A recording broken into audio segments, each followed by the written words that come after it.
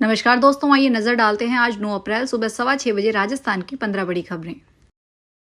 राम मंदिर में नेता प्रतिपक्ष टीकाराम जूली के दर्शन के बाद गंगा जल छिड़कने के मामले में बीजेपी के सीनियर लीडर ज्ञानदेव आहूजा को पार्टी ने प्राथमिक सदस्यता से निलंबित कर दिया है। साथ ही कारण बताओ नोटिस जारी किया है। 3 दिन में बीजेपी आहूजा से जवाब भी मांगा है। उधर ज्ञानदेव आहूजा के खिलाफ प्रदेश भर में कांग्रेस मंगलवार को प्रदर्शन कर रही है। सोमवार देर रात एक संगठन के कार्यकर्ताओं ने जयपुर में मानसरोवर स्थित आहूजा के आवास के बाहर लगे नेम प्लेट पर कालिक पोत दी थी। नेता प्रतिपक्ष टीकाराम जूली 6 अप्रैल को अपना घर शालीमार में रामलला मंदिर गए थे। सीकर में मंगलवार को दोपहर बाद अचानक मौसम पलट गया। तपती दोपहरी के पहले 40 से 50 किलोमीटर प्रति घंटे की रफ्तार से धूल भरी आंधी चली। इसके बाद बारिश ने लोगों को गर्मी से राहत दिलाई। बाड़मेर में मंगलवार को गर्मी ने 10 साल का रिकॉर्ड तोड़ दिया। यहां दिन का अधिकतम तापमान 46.4 डिग्री सेल्सियस दर्ज हुआ। इससे पहले अप्रैल में साल 2014 में 46.1 डिग्री सेल्सियस तापमान दर्ज हुआ था। 2015 से 2024 तक बाड़मेर में अप्रैल में अधिकतम तापमान कभी 46 डिग्री तक नहीं पहुंचा था। प्रदेश में दिन के साथ अब रातें भी गर्म होने लगी है। कई शहरों में पारा 45 डिग्री के पार पहुंच गया है। दिल्ली अजमेर हाईवे पर नांगल पुलिया के पास मंगलवार शाम एक कंटेनर नीचे सर्विस रोड पर आ गिरा। सर्विस रोड में पुलिया के बीच फंसे कंटेनर के कैबिन से घायल ड्राइवर खलासी को बाहर निकाला गया। एक्सीडेंट थाना पुलिस ने घायल ड्राइवर खलासी को प्राथमिक इलाज के लिए हॉस्पिटल में एडमिट करवाया। पुलिस ने क्रेन की मदद से कंटेनर को सर्विस रोड से हटवाकर बाधित ट्रैफिक को चालू करवाया। एएसआई फूलचंद ने बताया कि मुंबई से नई कारें लेकर एक कंटेनर गुड़गांव जा रहा था। दिल्ली अजमेर हाईवे पुलिया के ऊपर से शाम करीब 4:15 बजे कंटेनर जा रहा था।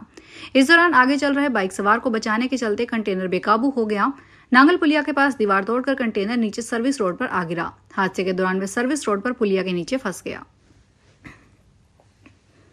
अमेरिका के राष्ट्रपति डोनाल्ड ट्रंप ने टेस्ला के सीईओ इलॉन मस्क के टैरिफ नीति को वापस लेने के प्रस्ताव को ठुकरा दिया है। मीडिया रिपोर्ट्स के मुताबिक मस्क ने ट्रंप से टैरिफ नीति में बदलाव करने की अपील की थी, लेकिन ट्रंप ने इसे वापस लेने से मना कर दिया है। दरअसल इलॉन मस्क ट्रंप से जीरो टैरिफ जोन की डिमांड कर रहे हैं। मस्क ने इटली में एक कॉन्फ्रेंस में कहा था कि अमेरिका और यूरोप को जीरो टैरिफ पॉलिसी अपनानी चाहिए।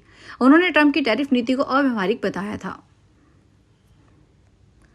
पश्चिमी बंगाल में 25,753 टीचर्स और नॉन टीचिंग स्टाफ की नियुक्ति रद्द करने के मामले में राहुल गांधी ने मंगलवार को राष्ट्रपति द्रौपदी मुर्मू को चिट्ठी लिखी।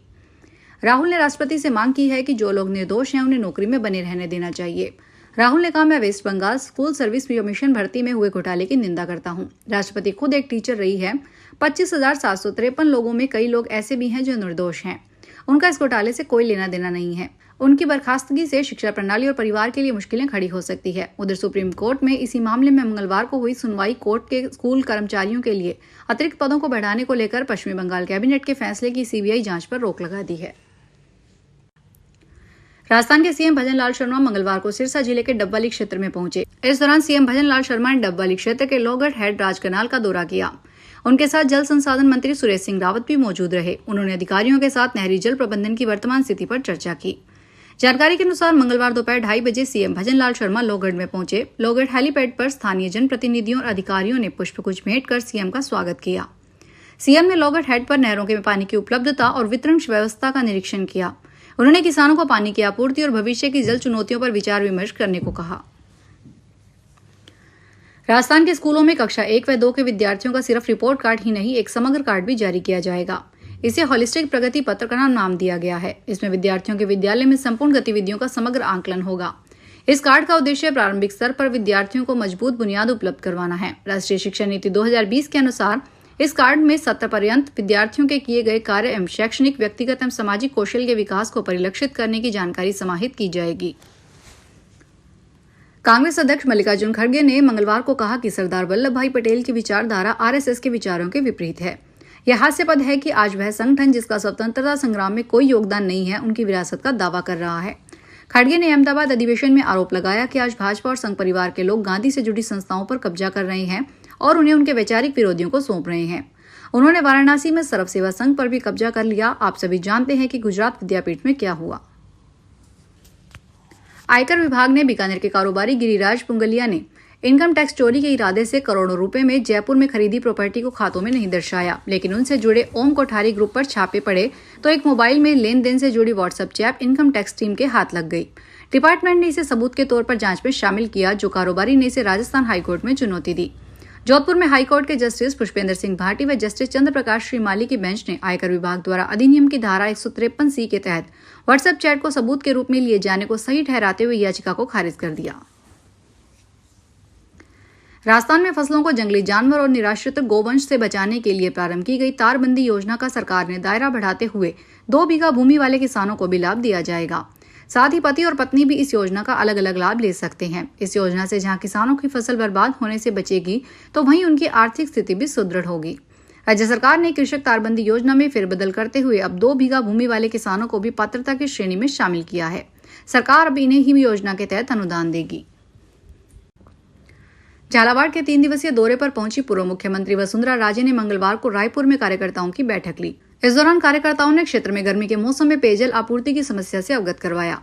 कार्यकर्ताओं ने बताया कि जमली डैम में पर्याप्त पानी होने के बावजूद अधिकारियों की लापरवाही से क्षेत्र में पानी की किल्लत है। राज्य ने पेयजल अधिकारियों को फटकार लगाते हुए गांवों में पेयजल समस्या की तत्काल मॉनिटरिंग के निर्देश दिए। भाजपा नगर अध्यक्ष अनिल जैन ने कस्बे में पुरानी टंकी की जगह नई टंकी बनवाने का मुद्दा उठाया। पुरानी टंकी हटने के बाद से 3000 की आबादी को दूषित और कम पेयजल की समस्या का सामना करना पड़ रहा है। पाली में आईपीएल की तर्ज पर केपीएल T10 क्रिकेट प्रतियोगिता शहर के बांगड़ स्कूल कॉलेज में 9 अप्रैल से खेली जाएगी। प्रतियोगिता में सभी मैच 10-10 ओवर के होंगे। टेनिस बॉल से खेली जाने वाली इस प्रतियोगिता में LPW को छोड़कर सारे नियम लागू होंगे। खास बात यह है कि हर मैच के बाद 11 पौधे रोपे जाएंगे। इसके साथ ही हर जितने छक्के मैच में लगेंगे उतने पौधे भी लगाए जाएंगे। मैच देखने वाला कोई दर्शक 6 का कैच पकड़ेगा तो उसे भी उपहार में टी-शर्ट दिया जाएगा। आयोजक समिति के मांगीलाल पटेल ने बताया कि पाली, जालोर, सिरोही, जोधपुर, बाड़मेर, बालोतरा, प्रतापगढ़ सहित 8 जिलों की 10 टीमें इस प्रतियोगिता में खेलेगी। प्रत्येक टीम को यह अधिकार दिया गया है कि वे जिले के बाहर के 5 खिलाड़ी टीम में शामिल कर सकते हैं। चूरू के मेडिकल कॉलेज में प्रिंसिपल डॉक्टर MM पुकार ने गवर्नमेंट DB अस्पताल के MCH विंग का औचक निरीक्षण किया। 42 डिग्री से अधिक तापमान के बीच मरीजों की परेशानी को देखते हुए उन्होंने बड़ा कड़ा रुख अपनाया। निरीक्षण के दौरान MCH विंग के आउटडोर में दीवार पर लगे पंखे गायब मिले। जांच में पता चला कि खराब पंखे पिछले 2 साल से स्टोर में पड़े हैं। प्रिंसिपल ने इलेक्ट्रीशियन को तुरंत पंखों की मरम्मत कर लगाने के निर्देश दिए।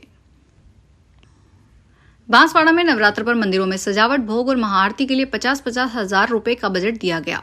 ठेकेदार ने पुजारियों को 1 किलो घी, 1 किलो तेल और मिठाई का डब्बा देकर पेपर पर साइन करा लिए। पुजारियों ने आरोप लगाए तो देवस्थान विभाग के असिस्टेंट कमिश्नर ने जांच कराने की बात कही। मामला बांसवाड़ा डूंगरपुर से जुड़ा है। देवस्थान विभाग की सहायक आयुक्त दीपिका मेघवाल ने बताया, हमने हर मंदिर के लिए 50,000 का बजट तय किया था। बांसवाड़ा जिले के 63 मंदिर विभाग के अधीन है। जैसलमेर के गोडावण ब्रीडिंग सेंटर से लगातार खुशखबरी मिल रही है। इस बार रामदेवरा ब्रीडिंग सेंटर से पहली बार खुशखबरी आई है।